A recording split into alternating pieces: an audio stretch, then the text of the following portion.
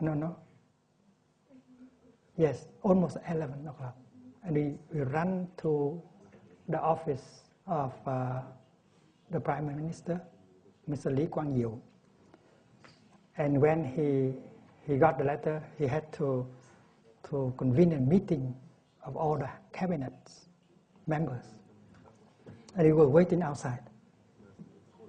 And finally, they said yes.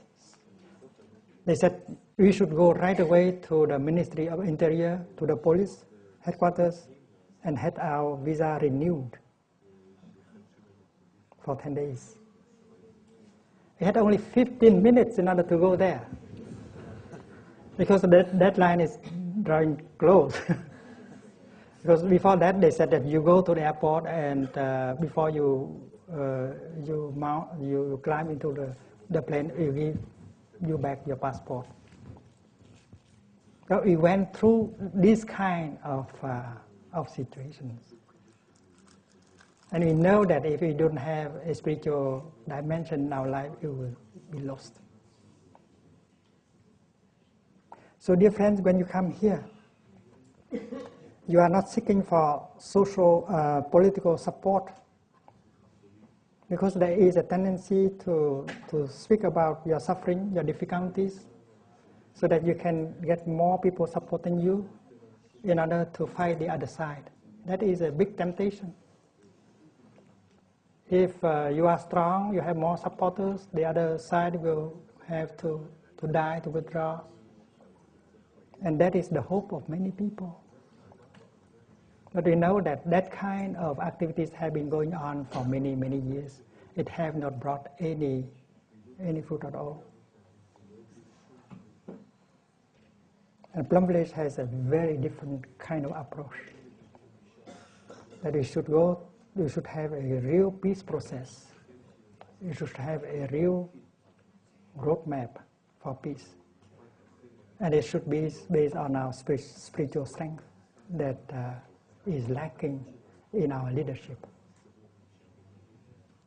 So if you can bring peace into yourself, if you can bring solidity into yourself and your group, you may be able to influence your government.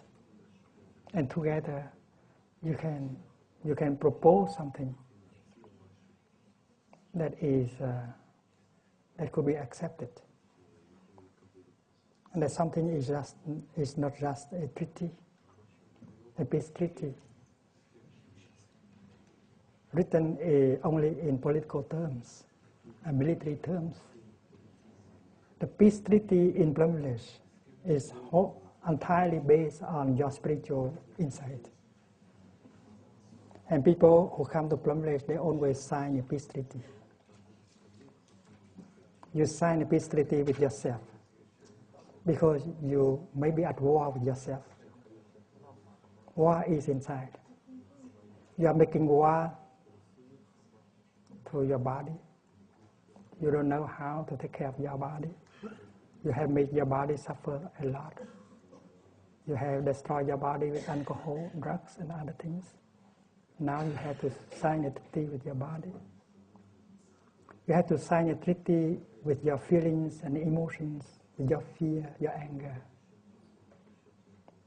You should know how to go home to you and to take care of your anger, to take care of your despair. You have to make a peace treaty with them before you have some peace, before you can reconcile with your beloved one. If there is war in you, it's very easy to start a war with your beloved one. Not to say your enemy, because your beloved one can be your enemy, everyday enemy. The way you talk to her, the way you act, full of anger, full of violence. You are making yourself into an enemy. You are making your partner into an enemy. How can you hope to have peace in your country and with the other group? And that is why to sign a peace treaty with yourself and to sign a peace treaty with your beloved one is very important. In Plum Village, we have the text of a peace treaty. And many couples have come forward and signed a peace treaty in the presence of the whole Sangha. Dear one, I promise that from now on, every time I get angry, I would not say anything. I would not do anything. I would not be tempted by the desire to punish, because I know punishing can only make you suffer, and if you suffer, you make me suffer.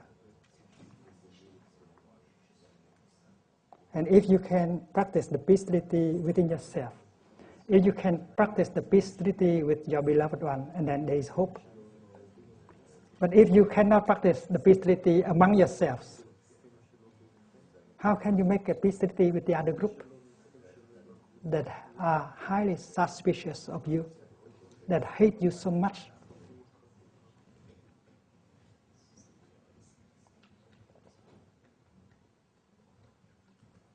Father and son have to reconcile, have to sign a peace treaty. That is a practice, an everyday practice. Dear one, I promise that from now on, I will not water the seed of anger and jealousy in you. I really promise. I promise only to water the seed of joy, understanding, and happiness in you. Please do the same. You know that I have a lot of anger, a lot of jealousy. Please don't water the seed of jealousy and anger in me every day. If you do, I will suffer, and you will have to suffer with me also. And this is a practice, not a statement.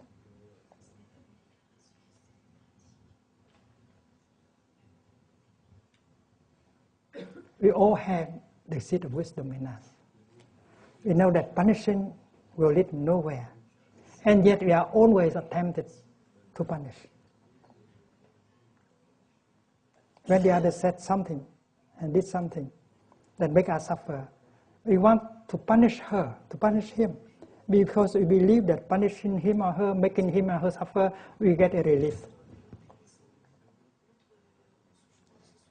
There are times when we are lucid, we know that this is childish, this is ignorant. Because when you make the other person suffer, she will try to get a relief also by punishing you back. And there is an escalation of punishment. And if you cannot stop that course of escalation between you and your beloved one, how can you stop that course of escalation with the other group of people, with the other nation?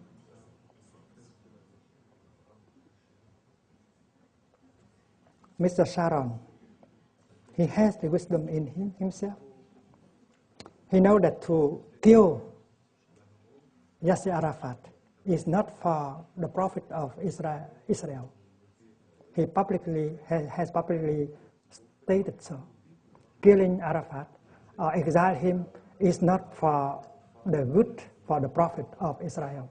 You see, he had the seed of understanding, of wisdom. Mr. Arafat also, he has the seed of wisdom in him.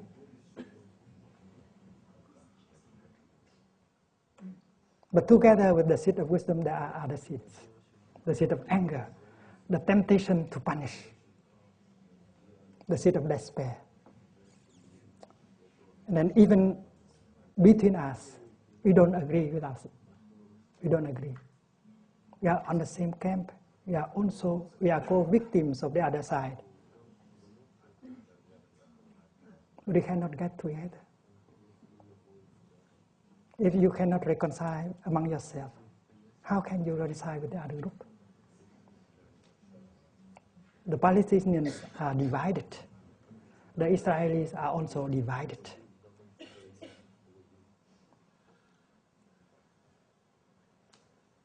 And that is why to reconcile with ourselves first in our group is very important. First, reconciliation should take place in yourself, and then with your beloved one, and then with your group. That is the real peace process. I have drawn yesterday the two circles.